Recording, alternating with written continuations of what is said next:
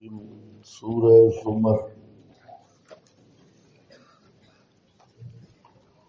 ترتیب سورت کے لحاظ سے یہ سورت مکی ہے اور سورہ سبا کے بعد 59 نمبر پر نازل ہوئی۔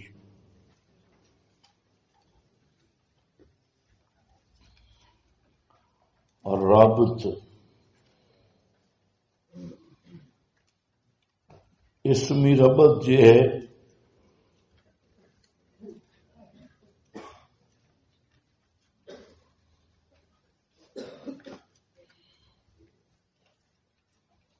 کہ اگر تم مسئلہ توحید بیان کرو گے تو کئی زمر بن جائیں گے، بعض ماننے والے اور بعض انکار کرنے والے۔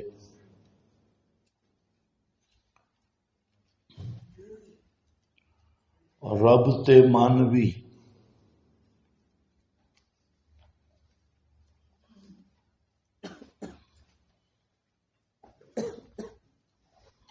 ماقبل صورتوں میں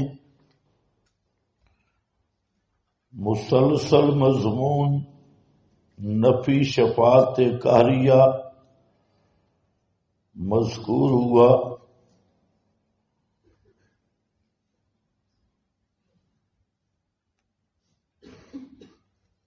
سورہ زمر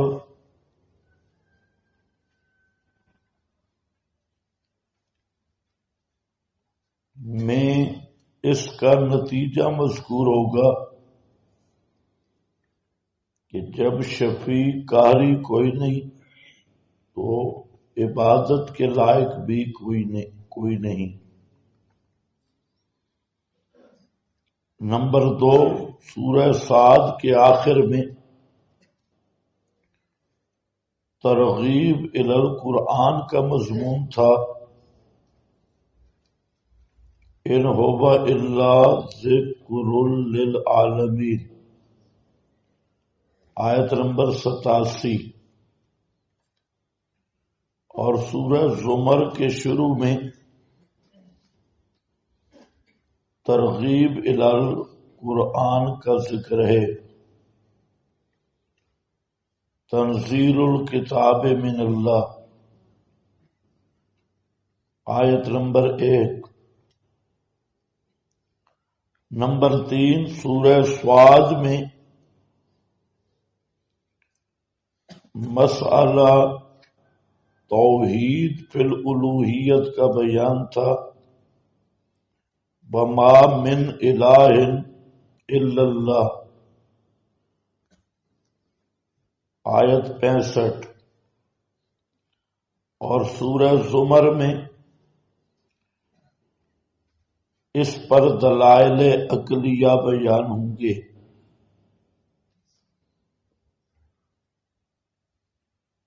آیت نمبر 5۔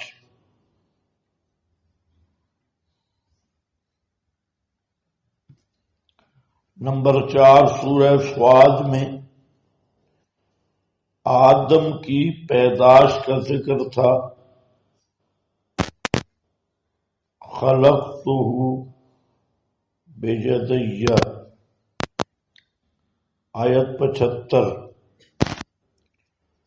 اور سورہ زمر میں اولاد آدم کی پیدائش کا ذکر ہے، یخلقکم فی بطون امہاتکم، آیت 6۔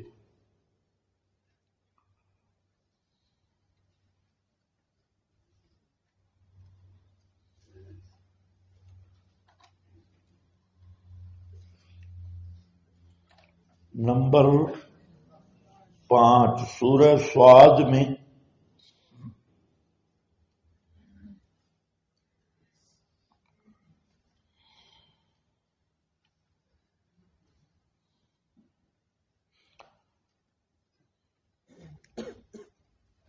اہل جنت کے استقبال کے لیے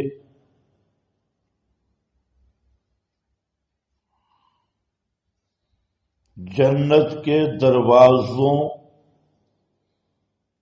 کا کھلا ہونا مذکور تھا، آیت نمبر 50۔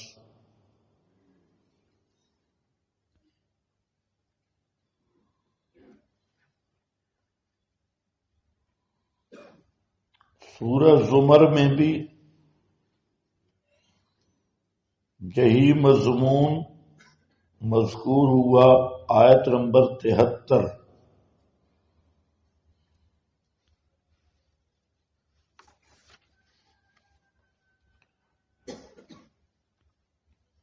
نمبر 6 سورہ سعد میں مشرکین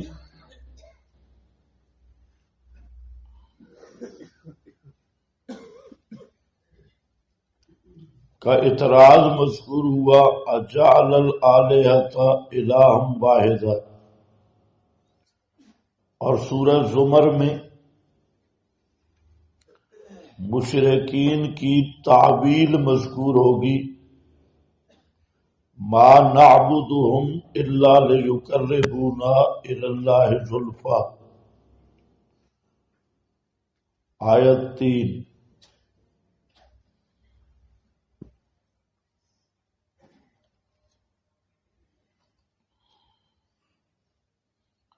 نمبر 7 سورہ سعد میں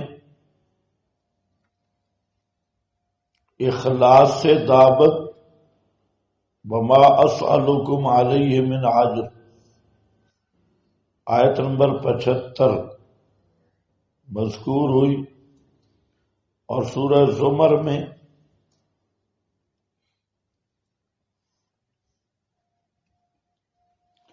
اخلاص فی العبادت کا مضمون ہوگا۔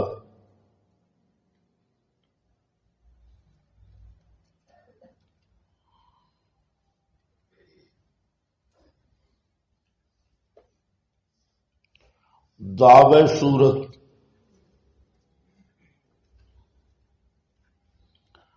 فاعبد اللہ یعنی العبادت للہ وحدہ،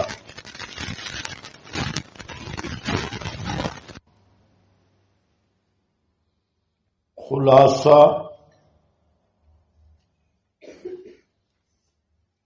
تین مرتبہ دعوی کا بیان ہوگا،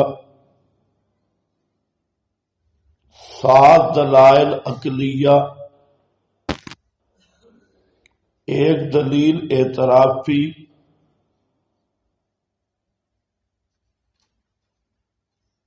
6 دلائل وحی،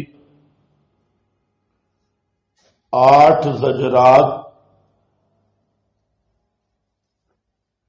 اور 3 بار مباحث اور مشرک کا تقابل۔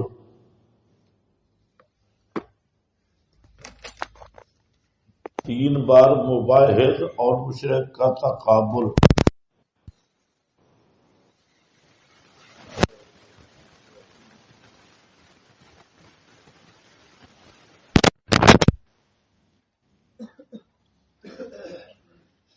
قرآن کریم کا خلاصہ وہ حوامی میں 7 ہیں، سورہ حامی مومن سے لے کے سورۃ الاحقاف۔ اس پر لکل شیء لباب و لباب القرآن الحوامی، کہ قرآن پاک کا لباب وہ حوامی میں 7 ہیں، اور حوامی میں 7 کا دعویٰ وہ ان کی بنیاد حامی مومن ہے، جس کا دعویٰ ہے فَادْعُوا اللَّهَ مُخْلِصِينَ لَهُ الدِّينَ۔ حامی مومن کی تمہید سورہ زمر ہے، یعنی قرآن کریم کا خلاصہ کیا ہے؟ حوامی میں 7، اور حوامی میں سبا کا دعویٰ کیا ہے؟ فد اللہ مخلصین لہ الدین، کہ پکار صرف اللہ کی۔ حوامی میں سبا کے لیے بمنزلہ تمہید اور مقدمہ کے وہ سورہ زمر ہے، اور حوامیم اور سورہ زمر پہلے بیان کیا جا چکا ہے کہ ان کا خلاصہ سورہ فاتحہ ہے، اور سورہ فاتحہ کا خلاصہ ایاک نعبد و ایاک نستعین، اور ایاک نعبد و ایاک نستعین کا خلاصہ بسم اللہ، اور بسم اللہ کا خلاصہ با استعانت کی اور متعلق مؤخر اللہ ہی کے نام سے۔ تو گویا کہ سورہ زمر یہ خلاصہ قرآن کا مقدمہ اور تمہید ہے۔ تنزیل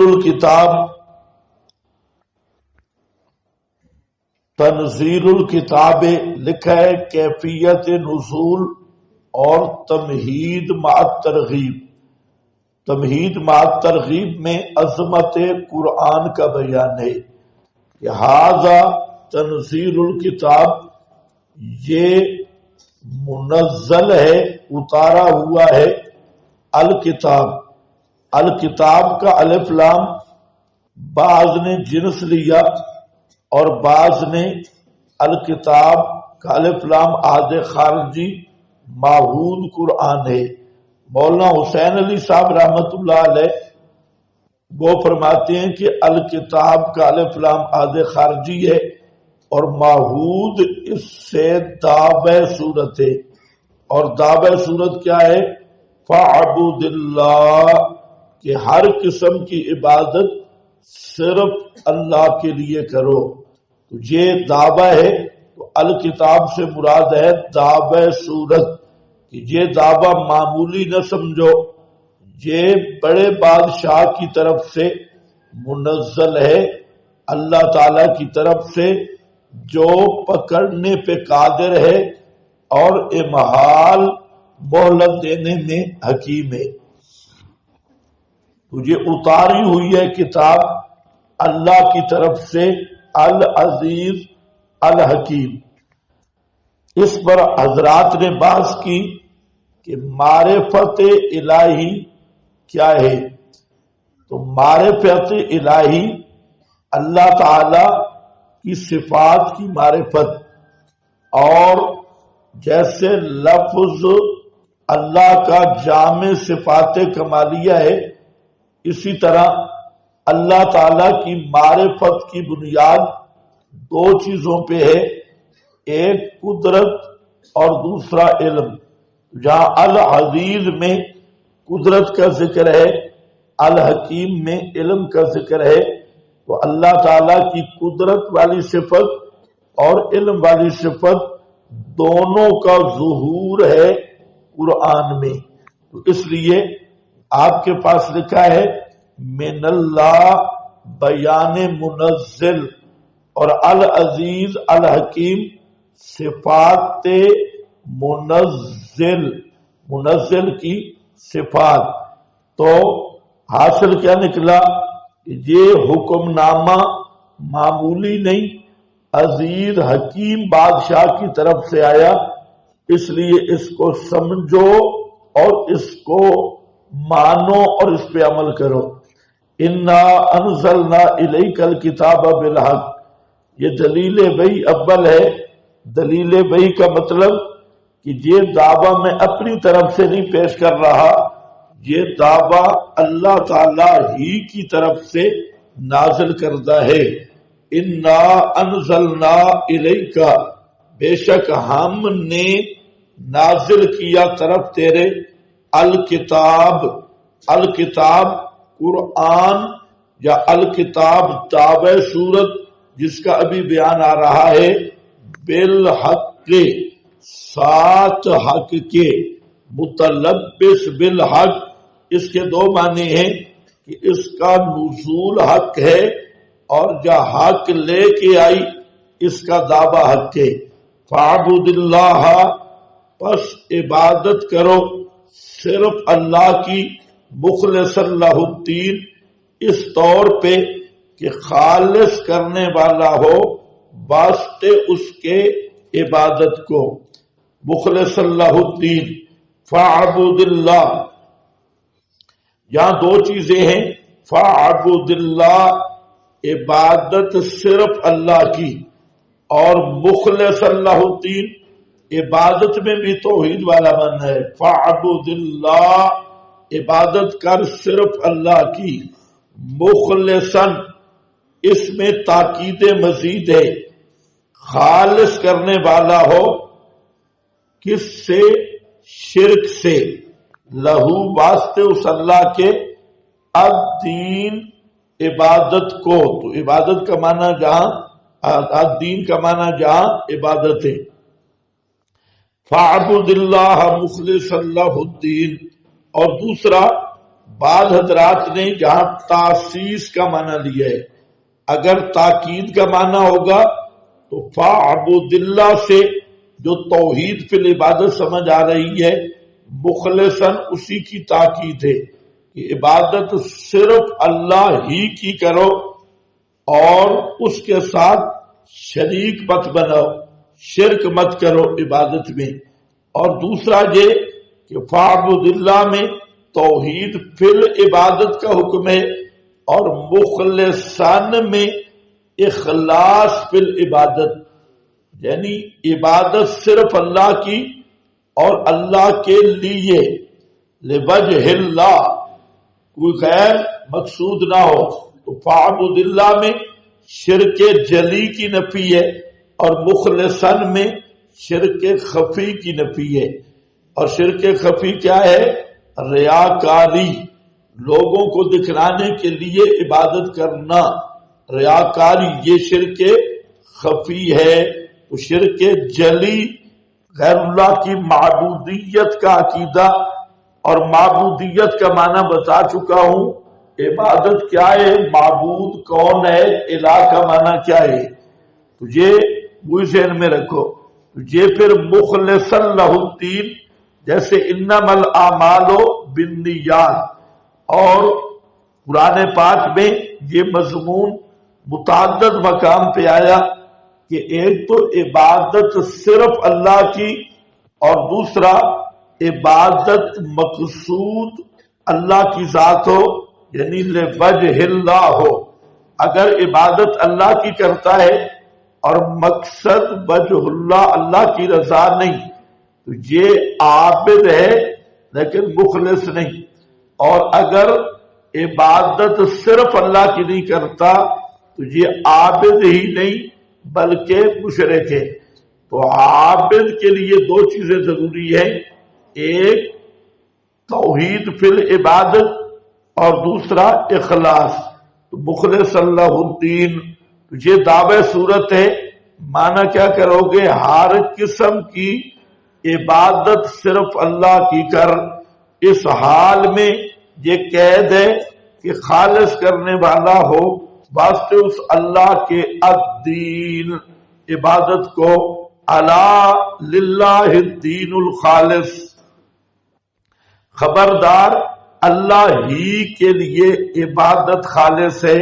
یہاں دین کا معنی کیا ہوگا؟ عبادت۔ دین کے متعدد معانی قرآن میں مذکور ہیں، یہاں دین کا معنی العبادہ، اور نیچے لکھا ہے یعنی توحید واجب علل کل ہے، تمام پہ توحید واجب ہے۔ الا للہ الدین الخالص، خبردار اللہ ہی کے لیے عبادت خالص ہے۔ اوپر بھی مخلصاً، پھر آ گیا الخالص، تو کسی ایک جز عبادت غیر اللہ کے لیے کرنا، یہ اسلام کے دائرے سے خروج ہے۔ ایک جز بھی عبادت کی، عبادت کا ایک فرد بھی غیر اللہ کے لیے کیا، وہ آدمی مشرک ہے۔ اور عبادت کس چیز کا نام ہے بتایا تھا؟ عبادت عقیدہ کا نام ہے۔ العبارۃ عن الاعتقاد، یہ اعتقاد سے عبارت ہے۔ تو اگر ایک وصف الوہیت بھی کسی غیر اللہ میں ماننا تو کیا بن جائے گا؟ مشرک۔ سارے اوصاف ماننے ضروری نہیں، عبادت کا ایک فرض بھی غیر اللہ کے لیے کیا وہ مشرک ہوگا۔ فاعبد اللہ مخلصا لہ الدین الا للہ الدین الخالص، خبردار اللہ ہی کے لیے عبادت خالص ہے اور کسی کی عبادت نہیں۔ والذین اتخذوا من دونہ، یہ زجر اور تعبیل المشرکین ہے، اور وہ لوگ جنہوں نے بنا لیے اللہ کے سوا اولیاء کارساز۔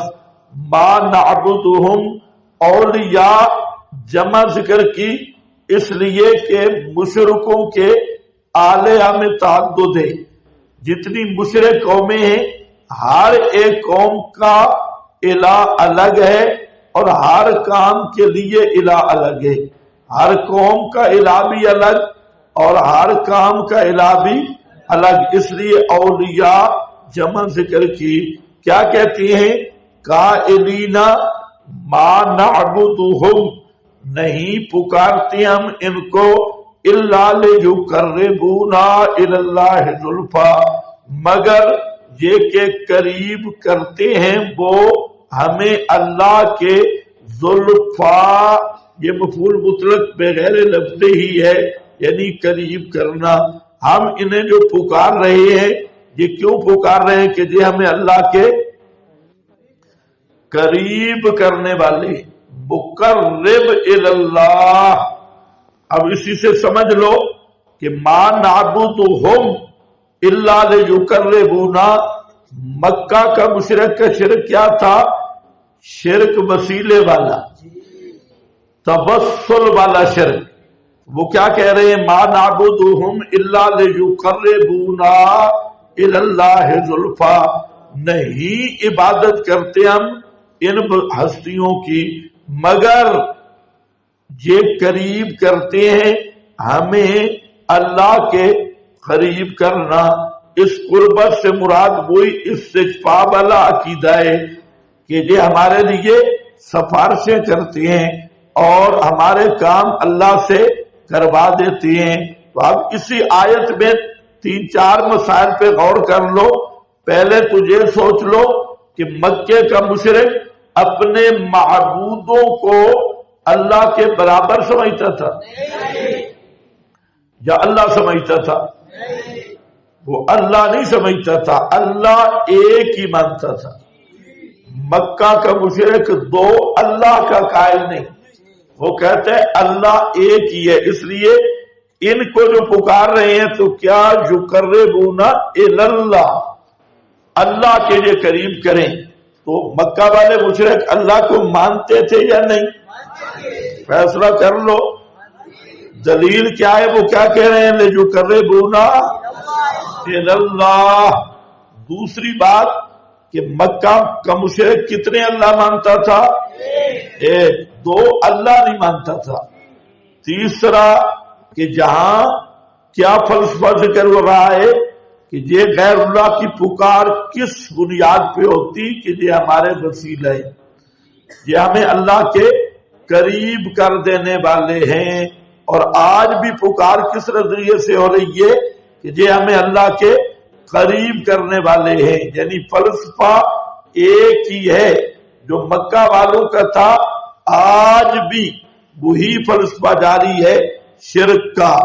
اب جہاں جب ہم یہ پیش کرتے ہیں، اور تیسرا مسئلہ یہ کہ ما نعبدہم، یہ تعبیل ہے ان کی، تو یہ تعبیل باطل ہے اور یہ تعبیل معنی از تکفیر نہیں ہوگی۔ تو جیسے بار بار میں نے ذکر کیا تعبیل حق اور تعبیل باطل، تو جو تعبیل انحراف پہ مبنی ہو اور تعبیلات بعیدہ جاہلیہ اس کا اعتبار نہیں۔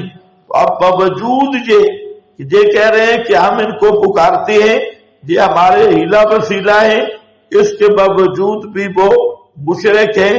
تو معلوم ہوتا ہے کہ یہ جو وہ اول مشرک ہے، اس مشرک کی تعبیر اسے شرک سے بچا نہیں سکتی۔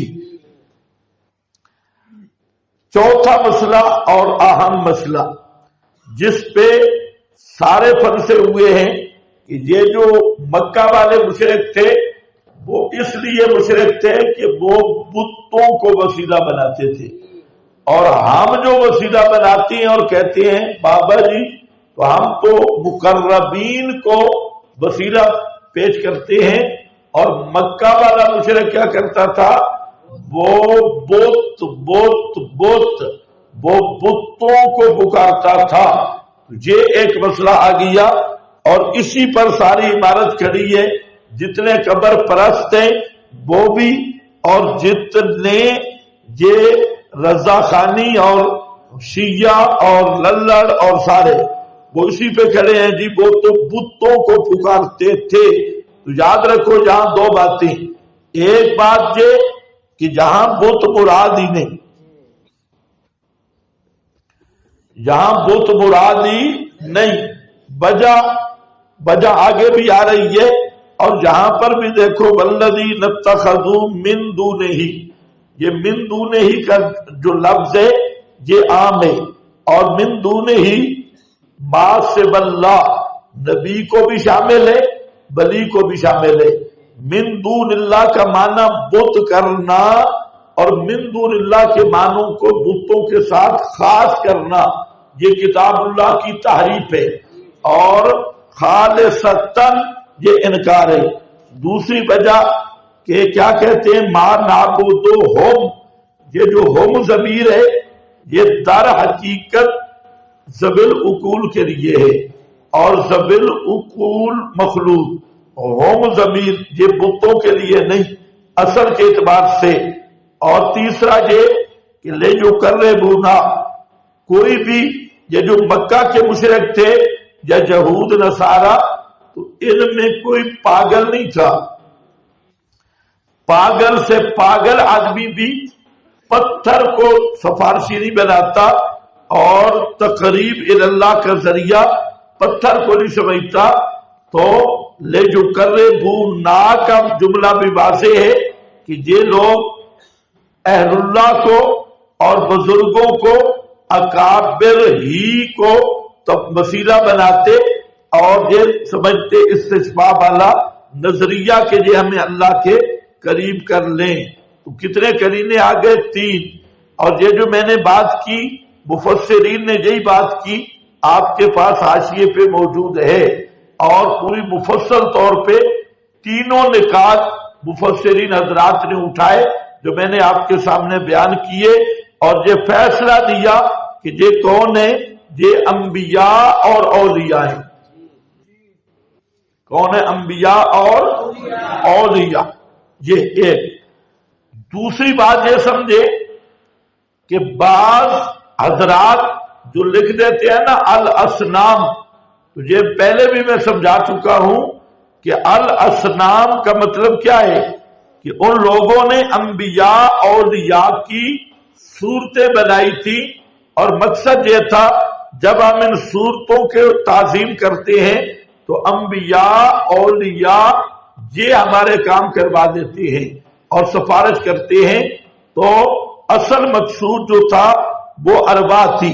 حضرت شاہ عبدالعزیز رحمہ اللہ، حضرت شاہ ولی اللہ، انہوں نے، اور علامہ آلوسی نے، اور ابو سعود نے، امام راضی نے، سب نے تصریح کی ہے کہ بتوں کا جو معاملہ ہے اس کو سمجھے۔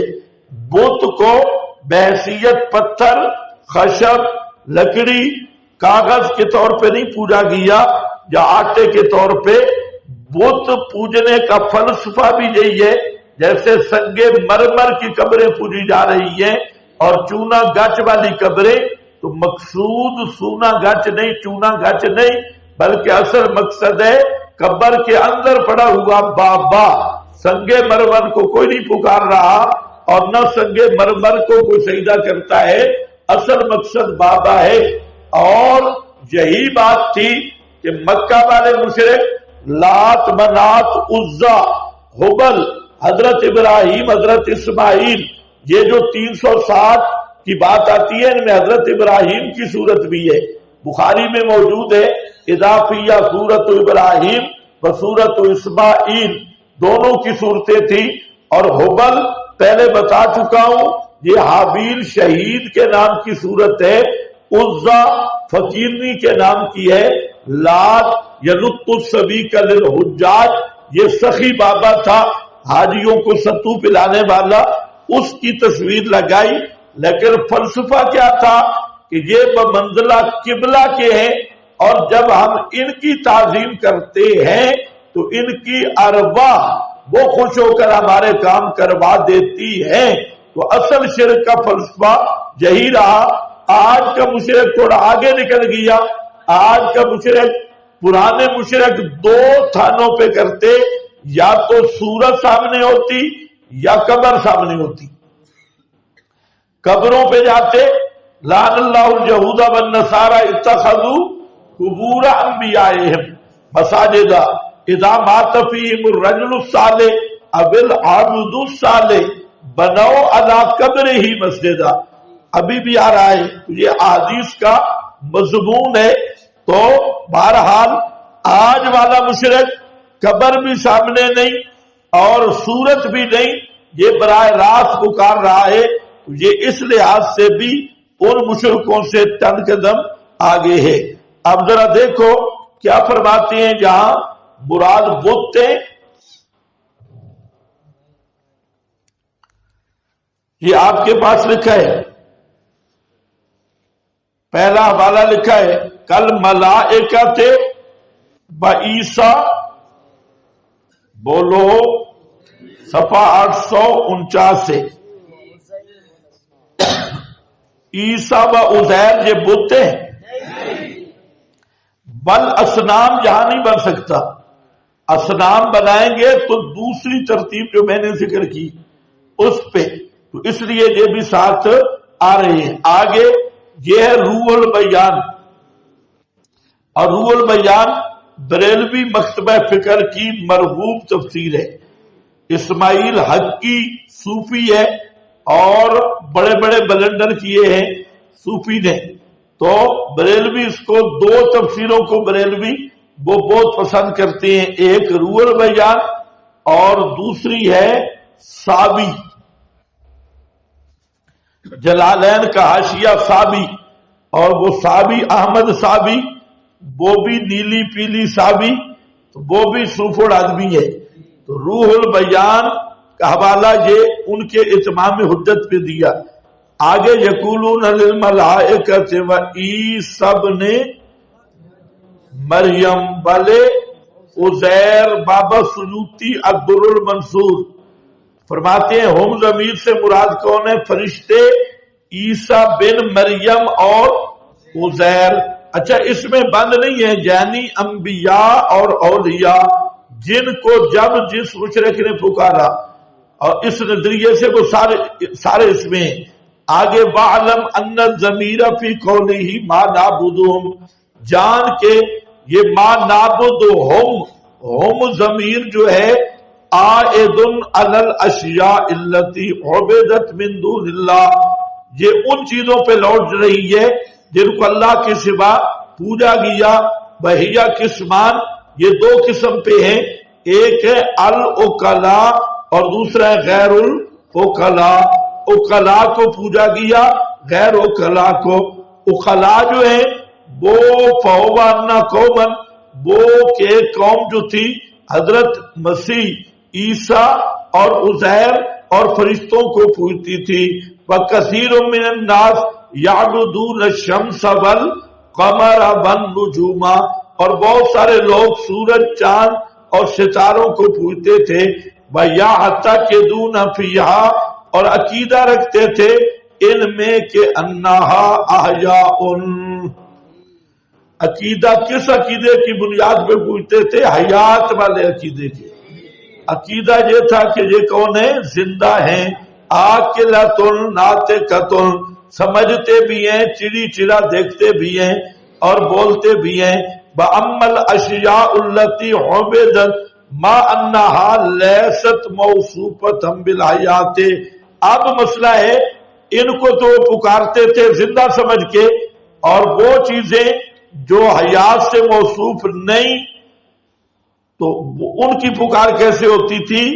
اور عقل سے بھی موصوف نہیں، اور وہ کیا ہے؟ یل اسنام، وہ بتیں کہ جو عقل اور حیات سے موصوف ہو نہیں۔ اب آگے دیکھ رہے ہیں ذرا کیا کہتے ہیں، اذا عرفت ھذا فنقول، جب آپ نے یہ پہچان لیا تو اب ہم کہتے ہیں الکلام الذی ذکرہ الکفار لائکم بالعقلاء، کافروں نے جو کلام ذکر کیا کہ ہم ان کو سفارشی سمجھتے ہیں، تو یہ کس کے ساتھ مناسب ہے؟ عقلاء کے ساتھ یا غیر عقلاء کے ساتھ؟ وہ تو سفارش کریں گے، مٹی والے بت، سونا چاندی کے بت، سنگ مرمر پہاڑ کے ٹکڑے نہیں، فرماتے ہیں کہ یہ عقلاء کے ساتھ لائق ہے۔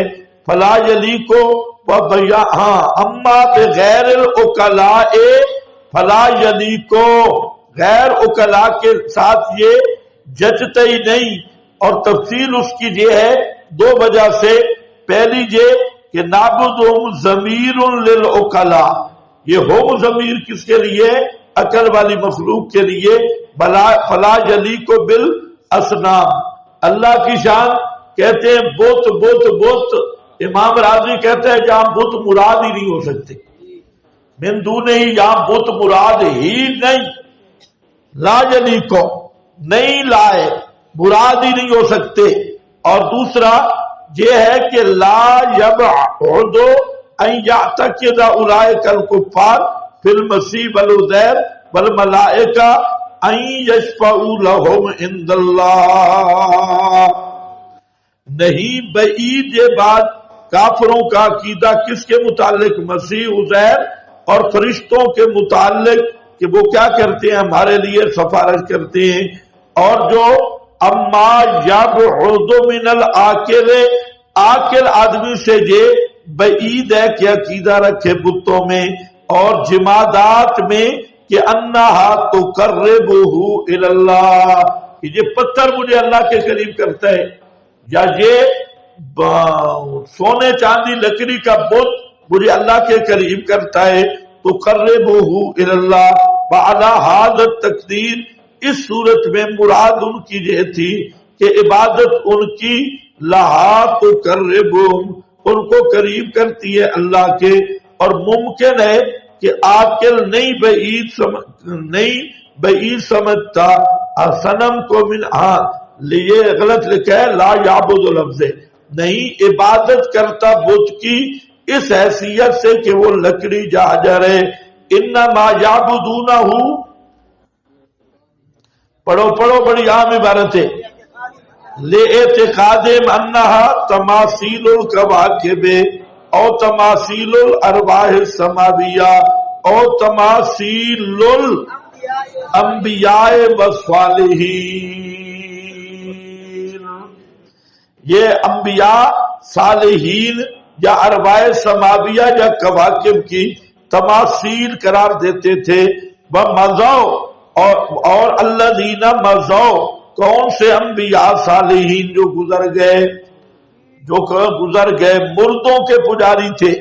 وَيَكُونُ مَقْصُودُهُمْ، اور ان کا مقصد تھا ان کی عبادت سے توجیہ تلک العبادات الی تلک الاشیاء التي جعلوا هذه التماثيل صور اللہ۔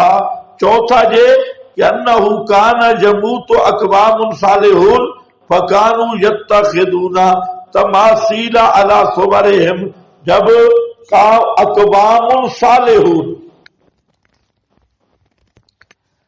صالح لوگ مر جاتے تو ان کی یہ کیا بناتے؟ صورتیں، اور غرضہم تعظیم اولئک الاقوام الذین ماتوا حتی یکونوا شافعین لہم عند اللہ۔ اور بتاؤ مردوں سے استشفاء کا عقیدہ،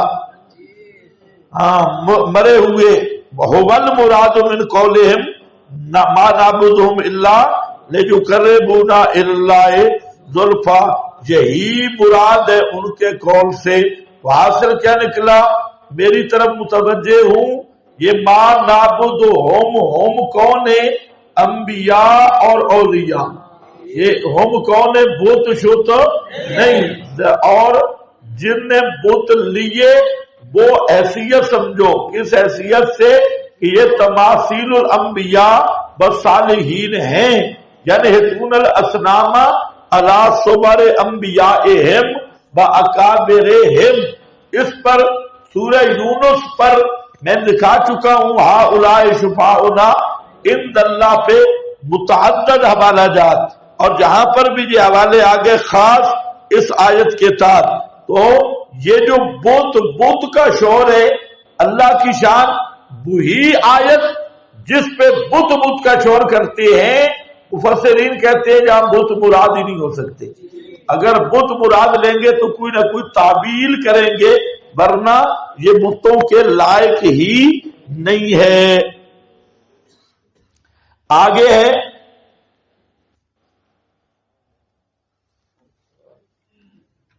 تفسیر القرآن ہے جی. قالہ من عبد الملائکہ وعزیرا وعیسیٰ زلفا منزلتن او قربن. آگے پھر حوالہ بیضابی کے، اس نے بھی یہی بات لکھی. پھر البحر المحیط کا، اس میں آ رہا ہے ملائکہ، عیسیٰ، لات، عزا بنحبہم. ان میں بند نہیں. ان جن جن بزرگوں کی پکار کی گئی، جیسے یہودی حضرت عزیر کی، قوم من النصارى فی المسیح. اسی طرح آگے آ رہا ہے آپ کے پاس مظہری کا ابو سعود کا حوالہ، اور وہ بھی کہتا ہے کہ انا عمل اسلام. پہلی بات تو یہ ہے کہ یہاں مراد ہی کون ہے؟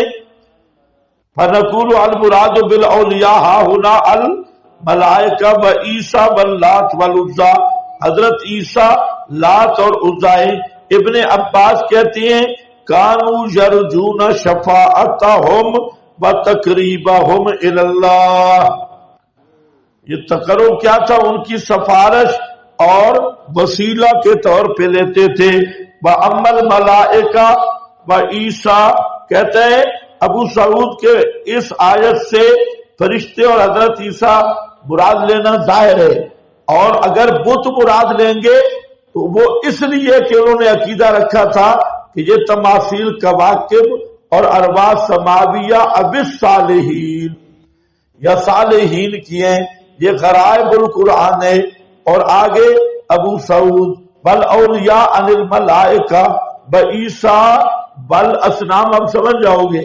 ہاں اسی طرح مظہری کا حوالہ ہے، اسی طرح ابن جریر کا حوالہ ہے، المحرر الوجیز کا حوالہ ہے، المابردی کا حوالہ، الکشاف کا حوالہ، ابن کثیر کا حوالہ. یہ سارے حوالہ جات. اور تفسیر المجاہد، یہ مجاہد کی تفسیر تمام تفسیروں میں آئی ہے. تو حاصل یہ کہ چوتھے نمبر پہ یہ کہنا یہ بت ہے، یہ قرآن کی تکذیب ہے اور تحریف ہے اور اللہ تعالی کے کلام کا مذاق ہے. اس لیے اس آیت بالکل واضح ہے کہ جو آدمی انبیاء اولیاء کو بایمانہ وسیلہ بنائے کہ یہ ہماری پکارے سنتے ہیں اور اللہ تک پہنچاتے ہیں یا ہمارے کام کروا دیتے ہیں، یا قبروں پہ جائے استشفاء کی نیت سے، وہ ابو جہل کے درجے کا مشرک ہے. وہ بھی یہی کہتے تھے. اب پانچواں اعتراض یہ ہے کہ یہ حضرات کہتے ہیں جی چلو یہ مان لیا بت غیر بت سب کو شامل، لیکن اصل ان کے مشرک ہونے کی وجہ یہاں پر بھی اور سورہ یونس میں بھی وہ ہے غیر اللہ کی عبادت کرنا. اور ہم عبادت نہیں کرتے، کیا کرتے ہیں؟ تعظیم. ہم عبادت نہیں کرتے، کیا کرتے ہیں؟ تعظیم. تو جواب آئے گا مشکل ہے، سارا بھول گیا. ہاں ہم کہتے ہیں عبادت کا معنی متعین کر، پھر مڑ مڑا کے کام ادھر ہی آ گئی. عبادت کا معنی، اس لیے میں کہتا ہوں جدھر بھی پھرو عبادت الہ عابد، یہ تین چیزوں کا معنی آنا چاہیے تو سارا پول کھل جائے گا. تو یہ لوگ سمجھتے نہیں، صرف لفظوں کے کھلاڑی ہیں. ہم کہتے ہیں عبادت وہ کرتے تم نہیں کرتے، تم تعظیم کرتے ہو. فرق کیا ہے عبادت اور تعظیم کا؟ فرق وہی نکلے گا الوہیت کا عقیدہ رکھنا. الوہیت کا عقیدہ ہم پوچھتے ہیں تم سمیع سمجھ کے پکارتے ہو یا نہیں؟ جب قبر پہ جاتے ہو کس عقیدے سے پکارتے ہو؟ بابا جی سنتا ہے یا نہیں؟ تو کسی عقیدے کے نام عبادت ہے. یہ تم نے کہاں سے نکالا؟ وہ عبادت کرتے تھے اور ہم عبادت نہیں کرتے. عبادت کا معنی تم متعین کر، عبادت ہے کیا؟ ما نعبدهم الا ليقربونا الى الله زلفى ان اللہ، بے شک اللہ یحکم بینہم فیما، فیصلہ کرے گا. نیچے لکھا ہے دو عبارتیں، ذرا ساتھ ساتھ چلتے رہو. ان اللہ ثمرہ اخرویہ، آخرت کا نتیجہ، یا حکموں کے نیچے لکھا ہے عملی فیصلہ، کیونکہ دلائل اور براہین کا فیصلہ ہو چکا ہے. دنیا میں قیامت کے دن عملی فیصلہ ہوگا، جس کی صورت یہ ہوگی مسئلہ ماننے والے جنت میں جائیں گے، انکار کرنے والے جہنم میں جائیں گے. فی ما ہم فیہ یختلفون، بیچ ان مسائل کے کہ وہ ان مسائل میں یختلفون، اختلاف کر رہے ہیں مباحدین کے ساتھ، مباحدین کے ساتھ اختلاف کر رہے ہیں.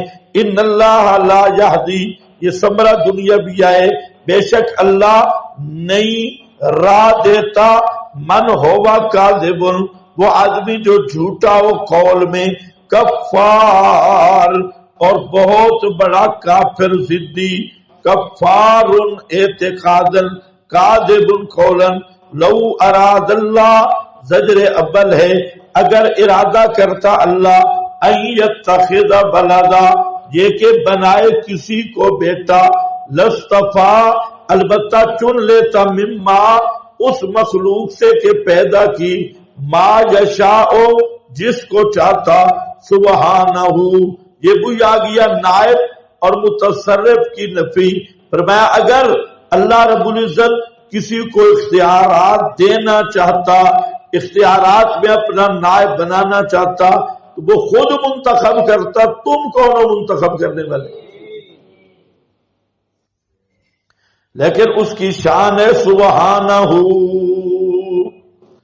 سبحانہ، وہ شریکوں سے پاک ہے. واللہ الواحد القہار، وہی اللہ ہے، وہی اللہ ہے. واللہ الواحد القہار، وہی اللہ ہی یکتا ہے. الواحد کا معنی کیا کریں گے؟ یکتا. احد اور واحد کا لفظ جب اللہ کے لیے آئے گا تو معنی ہوگا یکتا. القہار، پوری طاقت والا. قہار یہ اردو والا لفظ نہیں ہے، قہار کا معنی غلبے والا اور پوری طاقت والا. تو قہر، قہر تو آپ عذاب کو کہتی ہیں، تو آپ تو میرا خیال ہے قہر بھی اسی سے سمجھتی ہیں. لیکن یاد رکھو قہار کا معنی پورے زور اور قوت والا، غلبے والا. اور الواحد کا معنی یکتا، ذات، صفات، افعال، حقوق میں اکیلا.